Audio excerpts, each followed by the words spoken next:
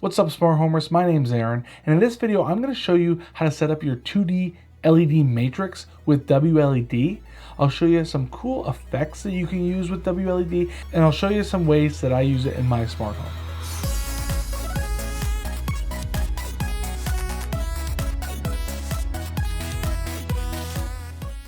Okay, so the supplies you're going to need are a WLED controller, a power supply, and an LED matrix. If you saw my last video, you know that the Atom WLED controller is one of my favorites to use, but since we're going to need to flash this with a beta version of WLED, we're going to go ahead and use a different controller like a D1 Mini or a Note MCU. Note MCUs and D1 Minis are nice because it can easily be flashed, and also because they're small and can fit in a custom diffuser housing that I designed. I'm going to use a D1 Mini for this one because I've never used one before. In this video, I'm not going to be covering the sound reactive version of WLED because in my opinion, the 2D matrix support isn't as polished. But if you were going to do the sound reactive version, you're going to need a microphone, and you'd also need to use a Note MCU or a D1 Mini that has an ESP32, not an ESP8266. In this video, an 8266 is just fine. For the LED matrix, I chose a 32x8 WS2812B LED matrix from BTF Lighting. You could also use a 16x16 matrix like I did in my last video. For diffuser cases, I've designed one for the 16x16 and the 32x8 matrices from BTF Lighting, so if you're following along with me, you can actually print one of those out. I put them on Thingiverse, and I'll leave a link to them in the description.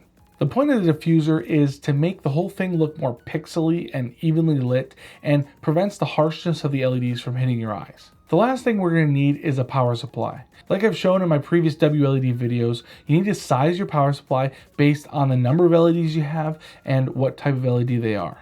In our case, they're WS2812Bs, and in either matrix size, you have 256 LEDs. For both cases, you're going to need a little over 15 amps for a power supply to use all the LEDs at full brightness on white. WLED does have a software brightness limiter that limits the brightness based on the specified size of your power supply, so it shouldn't let your LEDs draw more power than what you specify. For testing purposes, I'm using an 8 amp power supply as always, but in the future, for this device, I'm going to be using a 15 amp power supply. Oh, hey, didn't see you there. It's been super fun over the past few years learning the ins and outs of the creative process and how to make videos and put them on YouTube and seeing the results. I have to admit though that along the way I've struggled a little bit with time and energy management. The sponsor of today's video, Skillshare, has tons and tons of courses focused on personal growth. No goal is too small when it comes to building personal skills, so you may be working on a smaller goal like fixing bed adhesion for your 3D prints, or something a little bit larger like time and energy management.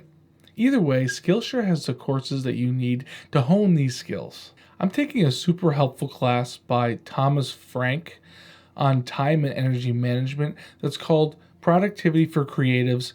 Build a system that brings out your best. That gives some good methods for time and energy management when trying to accomplish creative side projects. I've also been thinking a bit about designing, printing, and selling some 3D printed products. And there's a guy named Austin Hartley who has a great series of videos on 3D printing, and he actually covers how to start your own Etsy shop for 3D printed products. As part of the sponsorship, the first 1,000 people to click the link in the description will get a 1-month free trial to Skillshare. That's plenty of time to take a couple courses and to start honing some of those skills. Anyway, back to the video. Before we put all the pieces together, we need to flash the D1 Mini with WLED. In my previous video, I showed the long way, but now I'm going to show you the easy way.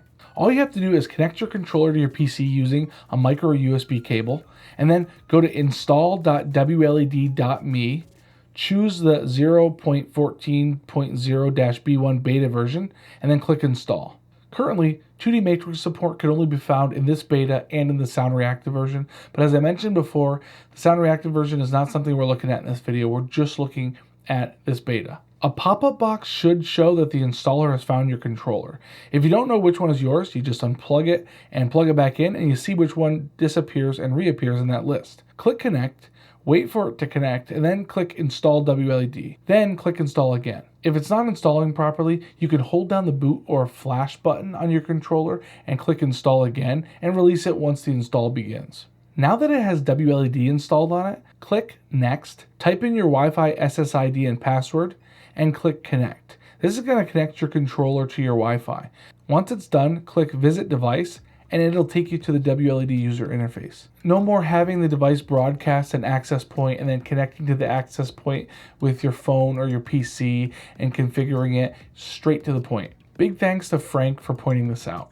The next thing I like to do is head to Config, click Wi-Fi Setup, and then go ahead and change the AP, SSID, and MDNS address to something that you can remember easily for accessing this device in a browser in the future. Once you're done, press Save and Connect. After this, either hit refresh or navigate to the IP address or MDNS address of the device that you just set up. In the configuration menu, tap LED Preferences. Check the Enable Auto Brightness Limiter if it's not already, and then set the maximum current for the maximum that the supply can handle. So if you chose an 8 amp power supply, then you'd put in 8,000 milliamps in there, or if you chose a 15 amp power supply, you would put in 15,000 milliamps. This is going to ensure that your controller doesn't try to draw more power than the supply can handle. Next, make sure the LED voltage is set for 5 volts, which is what WS2812Bs require. Down in the hardware setup, set LED type and color order. For our LEDs, we're going to choose WS281X for the type and GRB for the color order. Lastly, we're going to change the LED count to 256 and then scroll down to the bottom and press the save button. Now we can disconnect the controller from our PC. Okay, so now we need to connect the LED matrix to the controller and then apply power. I actually cut off the existing wires in the back of the matrix, leaving just the 3 on the in side of the matrix, but cutting off the connector. Then I stripped those wires with my trusty new wire strippers, and then added a little solder to the wires. If you look at the D1 Mini, you'll see pinholes on the terminals on the side of the matrix. I added solder to the pinholes to create solder pads for the V-in, ground, and D4 terminals.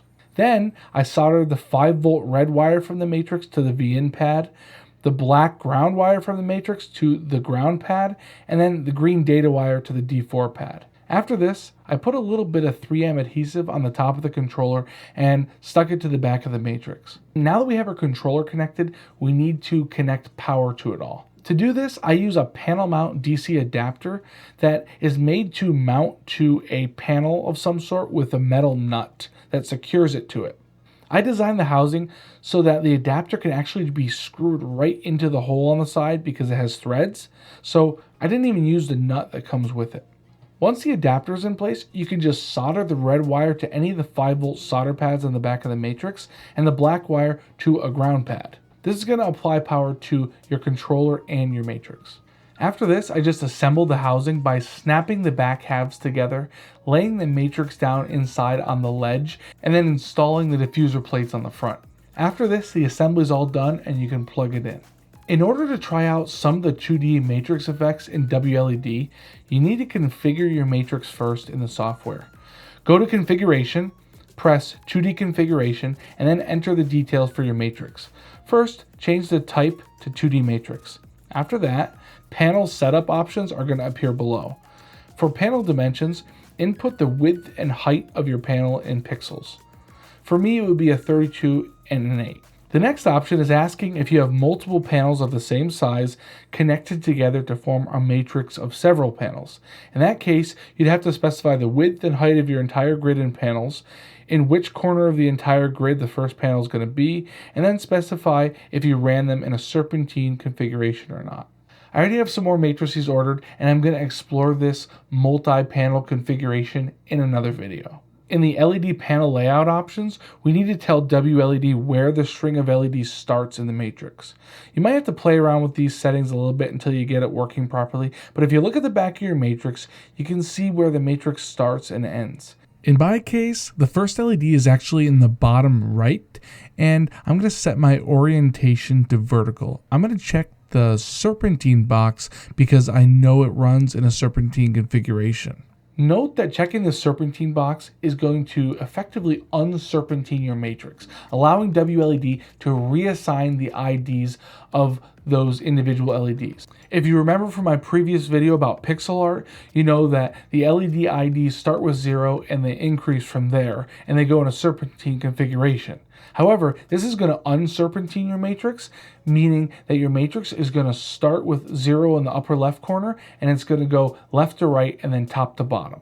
This may mess up your pixel art if you created it following my previous video, and my pixel art creator tool that I shared with you guys in the previous video isn't going to work anymore either. In this case, you're going to need to use version 2, which I've linked in the description of this video. Version 2 is also set up to handle 32x8 matrices. I'm working on another pixel art video, so stay tuned if you enjoyed what I showed you in the last one. Okay, so now let's take a look at some of the 2D effects that come pre-installed.